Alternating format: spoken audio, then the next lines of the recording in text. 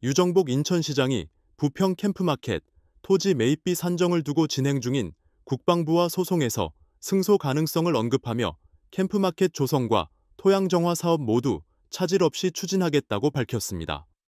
유 시장은 지난 25일 열린 제301회 인천시의회 임시회 본회의에서 나상길 시의원의 시정 질문에 지난해 원주시가 국방부를 상대로 제기한 유사한 소송에서 대법원 최종 인용 판결이 나온 만큼 인천시도 오는 4월 1심 선고에서 일부 승소가 예상된다며 이같이 말했습니다.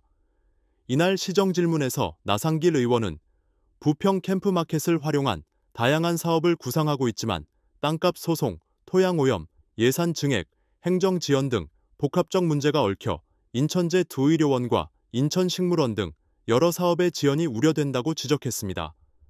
나 의원 설명을 정리하면 시는 지난 1월 부평 캠프마켓 마스터 플랜을 발표하며 캠프마켓 토지 44만 제곱미터와 주변 지역 16만 제곱미터 규모의 조성 계획을 수립했습니다.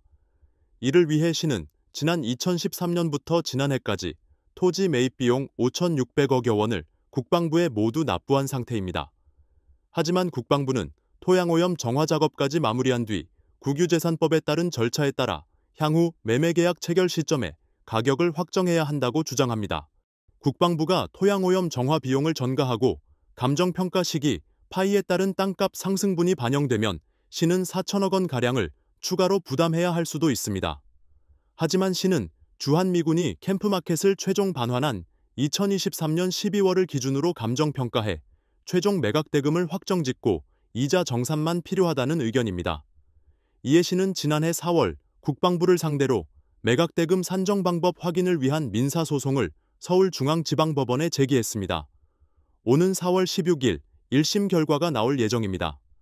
앞서 유사한 사례로 강원도 원주시도 반환된 옛 미군기지 캠프롱 토지 매각대금 산정 시점을 두고 국방부와 소송을 진행했습니다.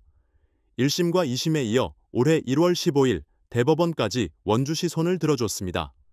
재판부는 모두 공여해제 반환일을 감정평가 시점으로 인정했습니다. 또한 유정복 시장은 캠프마켓 내 B구역의 토양오염 정화를 두고 조병창 건물 일부 철거 후 현재 정화 작업을 진행 중이다. 추가 오염이 발견된 5개 동은 지난해 11월 국방부가 부평구로부터 철거 허가를 받았다. 올해 안으로 정화를 완료할 계획이라고 밝혔습니다. 이어 캠프마켓 D구역 토양오염 정화를 위한 정밀조사가 4월까지 마무리되며 이후 설계를 거쳐 2027년 3월까지 정화를 완료할 예정이라며 건축물 하부 오염 가능성에 대비해 2025년 1월 국방부에 조기 정밀조사를 요청했고 현재 국방부가 진행 중이라고 설명했습니다.